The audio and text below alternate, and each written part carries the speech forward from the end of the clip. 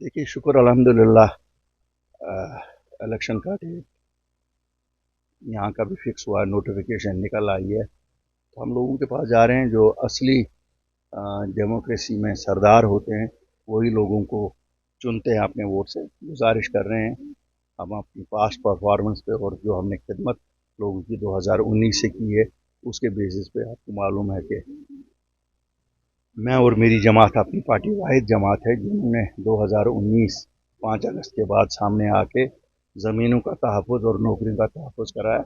इतने सारे मसले हैं, 3-3.5 हज़ार लोगों को रहा करवाया। और मुझे उम्मीद है कि अगर हम पावर में आते हैं तो जो नौजवानों की पकड़ दकड़ है उसे बंद कराएंगे और जिनके खिलाफ FIRs कटे हुए हैं थानों में बुलाया जाता है, एक जनरल एमनेस्टी ऐलान करेंगे। आपने हमारा मैनिफेस्टो में देखा होगा, अपनी पावर हम दे रहे हैं। 300 यूनिट गर्मियों में, 500 यूनिट सर्दियों में, old age pension, window pension हम 1000 रुपये से 5000 रुपया करने जा रहे हैं। 2 लाख सरकारी नौकरियां, और जो अनएम्प्लॉयड ग्रेजुएट्स हैं या पढ़े हुए लोग हैं, बच्चे और बच्चियां, उन सबको हम स्टेपन देने की अपने मैनिफेस्टो में वादा बंद है। इसी तरह से काफ़ी सारी चीज़ें हैं। उज्ज्वला गैस स्कीम में जिनको मैंने 4 सिलेंडर फ्री उनको दे दिए।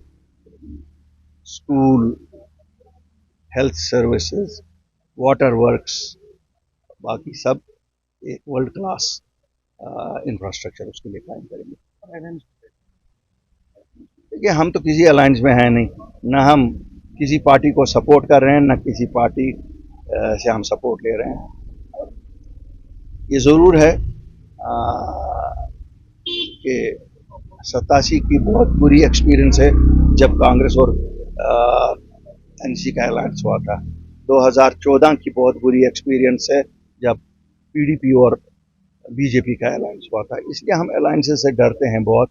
अलायंसेस का जम्मू कश्मीर में लोगों पे बहुत बुरा असर पड़ता है, क्यों अलायंसेस से इन जमातों को लगता है कि वो कतरो बतर कर सकते हैं लोगों के मफादात का, लोगों के एहसासात का, लोगों के जज्बात का।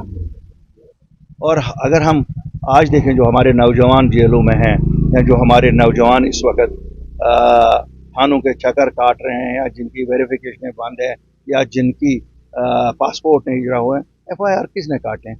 ये तो वही सब हैं जो 96 से अवामी सरकारें बने, चाहे नेशनल कॉन्फ्रेंस की सरकार बनी डॉक्टर फारूक अब्दुल्ला की सरबराही में, चाहे मरहूम मुफ्ती मोहम्मद सईद की सरकार बनी, चाहे फिर उमर अब्दुल्ला साहब की सरकार बनी, चाहे महबूबा मुफ्ती जी की सरकार बनी।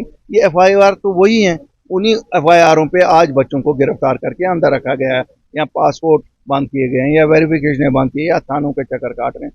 तो इन जमातों को कम अज़ कम शर्मिंदा तो होना चाहिए इन चीज़ों के लिए।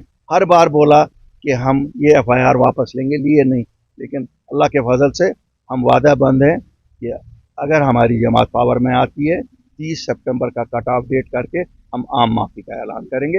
एक सिंपल एफिडेविट कि हिंदुस्तान की सलामती और वादियत के हक़ में हम, हिंदुस्तान के आईन पे हमें यकीन है, हम अपने मुल्क हिंदुस्तान के खिलाफ कोई नहीं करेंगे। कोर्ट में एफिडेविट देना है और सबके पासपोर्ट भी इजरा होंगे, रहा भी होंगे, कोई पुलिस की पकड़ दकड़ नहीं।